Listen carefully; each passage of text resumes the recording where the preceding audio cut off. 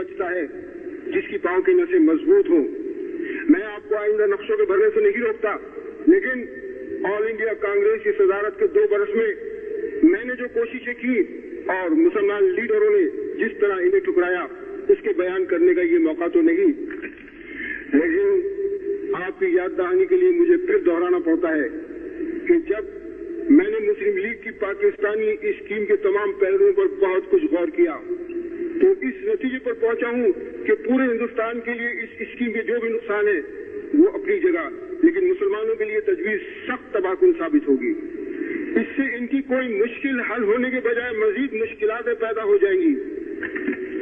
अव्वल तो पाकिस्तान का लफ्ज़ मेरे नजदीक इस्लामी तस्वुरात के खिलाफ है। पैगम्बर इस्लाम सल्लल्लाहु अलैहि वसल्लम का इरशाद है कि अल्लाह ताला ने तमाम रोज़ जमीन को मेरे लिए मस्जिद बना दी। इस रोज़ जमीन को पाक और नापाक के दरमियान तकसीम करना ही इस्लामी तालीमात के मुनाफी है। दूसरी ये कि ये पाकिस्तान की स्कीम एक तरह से मुसलमानों के लिए शिकस्त की अलामत है। हिंदुस्तान में मुसलमानों की तादाद 10 करोड़ के अंदर है और वो अपनी जबरदस्त तादाद के साथ ऐसी मजहबी व माशरती सिफात के हामिल है कि हिंदुस्तान की कौमी व वतनी जिंदगी में पॉलिसी और नज्म व नस्क के तमाम मामलात पर फैसला कुन असर डालने की ताकत रखते हैं। पाकिस्तान की स्कीम के जरिए इनकी ये सारी कुव्वत और सलाहियत तकसीम होकर ज़ाया हो जाएगी और मेरे नजदीक ये बदतरीन बुज़दिली का निशान है कि मैं अपनी मीरास पिदरी से दस्तबरदार हो गए छोटे से टुकड़े पर कनाअत कर लूं।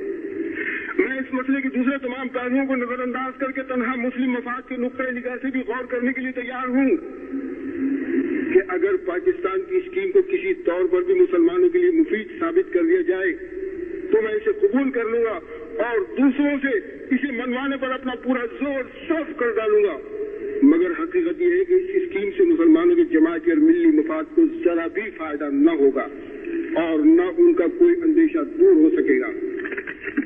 हाँ, जो तजवीज और फार्मूला मैंने तैयार किया था, जिसे काबीना मिशन और कांग्रेस दोनों से ही मंजूर कराने में कामयाब हो गया था और जिसकी रूह से तमाम सूबे मुकम्मल तौर पर खुद मुख्तार करार दे दिए गए थे, इसमें पाकिस्तानी स्कीम की वो तमाम खूबियां मौजूद हैं जो उन नकाइश से पाक है जो उनकी स्कीम में पाए जाते हैं। अब आप जरा जज्बात से बालातर होकर इसके मुमकिन नताइज पर गौर करें कि हिंदू अक्सरियत के इलाकों में करोड़ों की तादाद में ये मुसलमान मगर बहुत छोटी छोटी अक़लियतों की सूरत में पूरे मुल्क में बिखर कर रह गए और आज के मुकाबले में आने वाले कल में वो और ज्यादा कमजोर हो जाएंगे। जहां इनके घर बार और बूदो बाश 1000 साल से चली आ रही है और जहां उन्होंने इस्लामी तहजीब और तमद्दुन के मशहूर और बड़े बड़े मराकज़ तामीर किए, हिंदू अक्सरियत के इलाकों में बसने वाले ये मुसलमान एक दिन अचानक सुबह आँख खुलते अपने आप को अपने घर और वतन में परदेसी और अजनबी पाए गए, सनती तालीमी और माशी लिहाज से पसमानदा हो गए और एक ऐसी हुकूमत के रहम करम पर हो गए जो खालिस हिंदू राज बन गई। पाकिस्तान में ख्वाह मुसलमानों की मुकम्मल अक्सरियत की हुकूमत ही क्यों न कायम हो जाए, इससे हिंदुस्तान में रहने वाले मुसलमानों का मसला हरगिज हल नहीं हो सकेगा। ये 2 रियासतें एक दूसरे के मद्दे मुकाबिल बनकर एक दूसरे की अक़लियतों का मसला हल करने की पोजीशन में नहीं आ सकती। इससे सिर्फ यरगमाल और इंतकाम का रास्ता खुलेगा।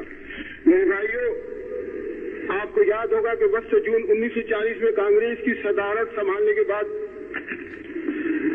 जब मैंने हिंदू मुस्लिम इख्तिलाफ के तस्फिये की गरज से बहैसियत सदर कांग्रेस मिस्टर मोहम्मद अली जिन्ना सदर मुस्लिम लीग को ये तजवीज भेजी थी कि हिंदुस्तान के तमाम सूबों और मरकज में किसी एक पार्टी की वज़रात के बजाय कांग्रेस और मुस्लिम लीग पर मुश्तमिल मखलूत वज़रातें बनाई जाए, लेकिन मिस्टर जिन्ना ने मेरी तजवीज ये कहकर मुस्तरद कर दी कि तुमको कांग्रेस ने शुगवाई की तरह कांग्रेस का सदर बनाया है, इसलिए मैं तुमसे किसी तरह की गुफ्तगू नहीं करना चाहता हूँ।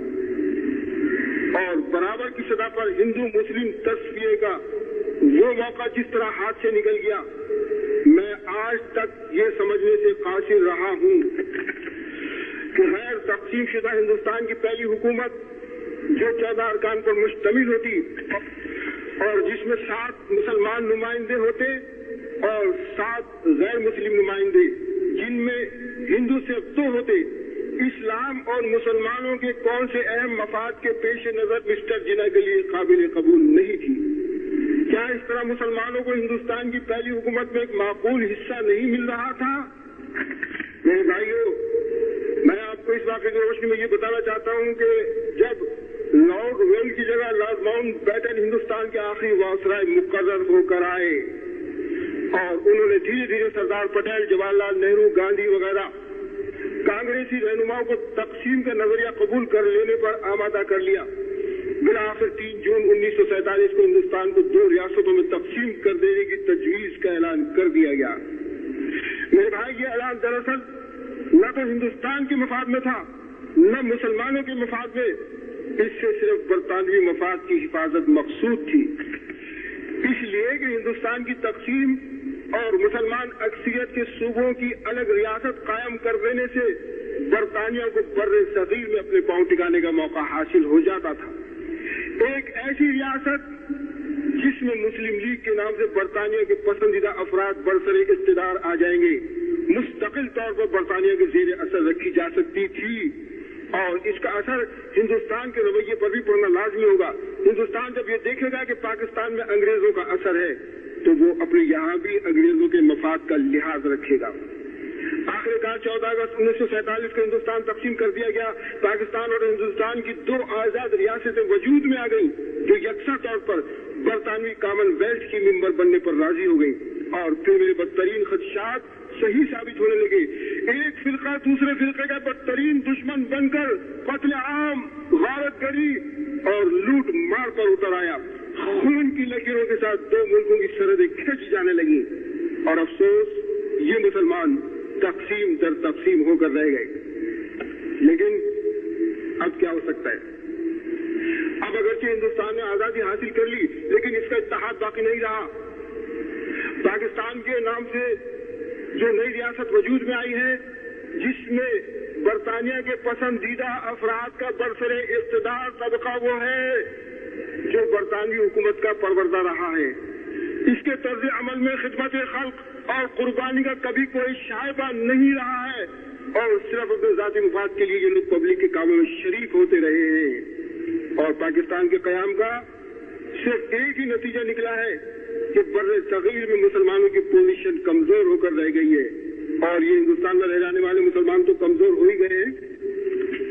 ये हिंदुस्तान में रह जाने वाले करोड़ों मुसलमान जो अब तक हिंदुओं के जुल्म और इंतकाम का शिकार रहेंगे, पाकिस्तान के बसने वाले मुसलमान इनकी कोई भी मदद न कर सकेंगे।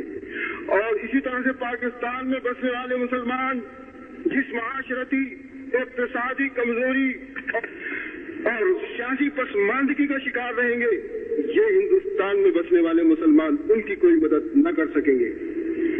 क्या ये बात गौर करने की नहीं कि जब तकसीम की बुनियादी हिंदुओं और मुसलमानों के दरमियान अदावत पर रखी गई थी तो पाकिस्तान के कयाम से ये मुनाफरत एक आईनी शक्ल इख्तियार कर गई है और इसका हल अब और ज्यादा मुश्किल हो गया है। और इसी तरह ये दोनों मुल्क खौफ और राज के तहत अपने अपने फौजी खराजात बढ़ाते रहने पर मजबूर रहेंगे और माशी तरक्की से महरूम होते चले जाएंगे। लेकिन आज अगर मैं मुलामत करूं तो किसको करूं, कैसे करूं और क्यों कर करूं? अपने भाइयों को, अपने अजीजों को किस दीवार से सर टकराऊं? आप जानते हैं कि मुझे कौन सी चीज यहाँ ले आएगी। मेरे लिए ये शाहजहां की मस्जिद, इस यादगार मस्जिद में ये पहला इज्तिमा नहीं है। मैंने इस जमाने में जिस पर जैनुलहार की बहुत सी गर्दिशें बीत चुकी तो मैं यहीं से खिताब किया था। जब तुम्हारे जिस्मों पर इत्मीनान की बजाय इत्मीनान था और तुम्हारे दिलों में शक के बजाय एतमाद था, और आज तुम्हारे चेहरे पर इत्तराब और दिलों की वीरानी देखता हूं तो मुझे बेइख्तियार पिछले चंद बरसों की भूली बिसरी कहानियां याद आ जाती हैं। तुम्हें याद है मैंने तुम्हें पुकारा, तुमने मेरी जबान काट डाली। मैंने कलम उठाया, तुमने मेरे हाथ कलम कर दिए। मैंने चलना चाहा तो तुमने मेरे पांव काट दिए। मैंने करवट लेनी चाही और तुमने मेरी कमर तोड़ दी। हत्ता कि पिछले 7 बरस की तलखनुमा सियासत जो تمہیں اللہ سے جدائی دے گئی ہے، اس کے عہد شباب میں ہی میں نے تمہیں خطرے کی شاہراہ پر جھنجھوڑا، لیکن تم نے میری سبب سے نہ صرف اعراض کیا بلکہ غفلت اور انکار میں ساری سنتیں تازہ کر دی۔